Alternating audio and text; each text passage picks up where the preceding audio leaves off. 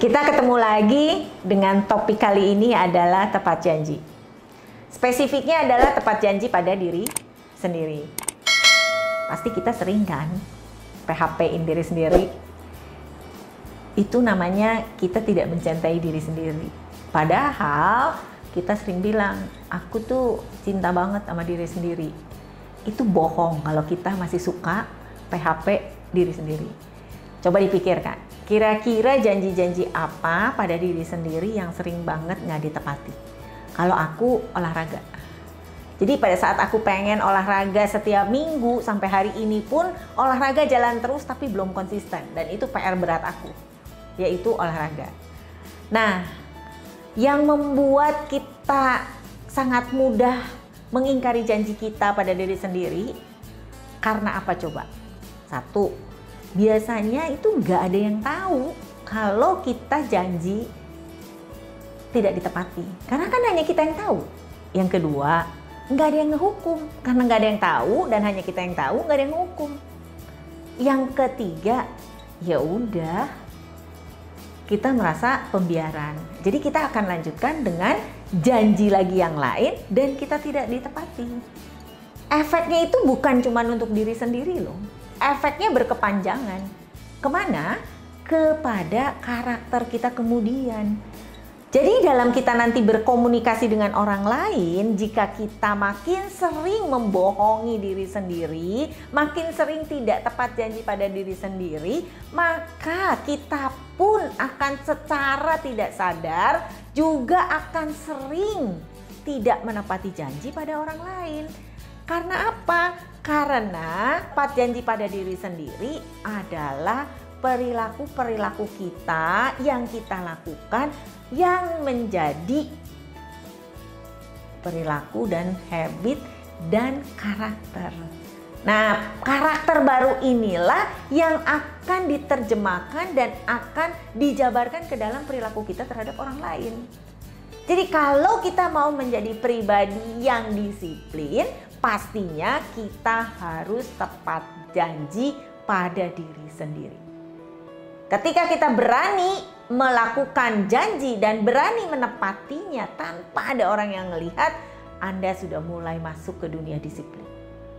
Anda sudah mulai masuk menjadi seorang yang full komitmen. Anda sudah masuk ke dalam orang yang bertanggung jawab. Dan Anda menjadi orang yang adil. Kenapa? Karena janji pada diri sendiri juga ditepati. Jadi adil terhadap diri sendiri, juga adil terhadap lingkungan. Maka saya yakinkan bahwa jika kita mampu tepat janji pada diri sendiri, kita pasti mampu tepat janji pada orang lain. Nah, itulah yang disebut perilaku kecil akan membentuk karakter kita. Jadi paling utama agar kita tidak menunda-nunda, yaitu kita lebih komitmen dan kita lebih bertanggung jawab dan kita lebih tahu apa yang kita mau, maka mulailah janji-janji kita ditulis, dibuat list dan dilihat mana-mana yang dapat kita tepati dan mana yang kita tidak dapat tepati. Jadi kita mulai review sekarang. Kira-kira berapa banyak kegiatan yang kita nggak tepati. Terus kemudian review kenapa nggak ditepati. Apa karena kita males dari dalam diri atau karena ada unsur-unsur lain. Menunda bagian dari males. Ya kan? Kalau males, menunda, tidak ada waktu. Itu semua kan adalah memang males definisinya. Sehingga kita perlu pastikan apakah kita harus manage waktu kita. Kita belajar bagaimana memanage waktu kita. Buatlah mulai dengan checklist tadi. Jadi kita udah mulai checklist mana yang bisa kita tepati, mana yang kita tidak bisa tepati. Terus kemudian buat lagi alasannya. Kenapa kita nggak bisa tepati? Benar-benar kita mau selesaikan atau enggak? Kalau enggak, berarti kita stop dan kita akan lihat janji-janji lain.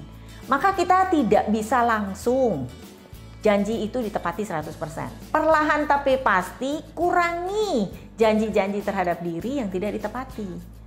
Sampai suatu saat nanti benar-benar janji tersebut bisa kita tepati semua. Seperti saya olahraga sampai dengan hari ini pun saya tetap olahraga. Namun bahwa janji setiap minggu itu sampai hari ini belum bisa saya tepati. Tapi janji-janji yang lain saya sudah mencoba mendisiplinkan diri sehingga saya full dedicated atau high commitment terhadap diri sendiri. Saya cukup keras dan tegas terhadap diri sendiri. Jadi kita mampu melakukan itu terhadap orang lain. Nah, karakter tepat janji pada diri sendiri ini akan membentuk karakter baru di mana kita akan direspek oleh orang lain. Karena apa? Karena kita mampu mendeliver janji-janjinya kita. Saya percaya kita nggak usah takut dengan masa lalu kita. Kita nggak usah takut bahwa kita, dulu kita suka nggak pernah janji sama kita banyak banget setelah di checklist. Nggak usah dipikirin. Yang dipikirin adalah sekarang dan besok. Jadi kalau kita bisa perbaiki janji-janji kita dan mulai perlahan-lahan diperbaiki, Anda akan memulai karakter yang baru, Anda akan memulai disiplin yang baru, komitmen yang baru, tanggung jawab yang baru, Anda akan menjadi pribadi yang utuh dan keren. Anda akan disukai oleh diri sendiri dan orang lain. I love you.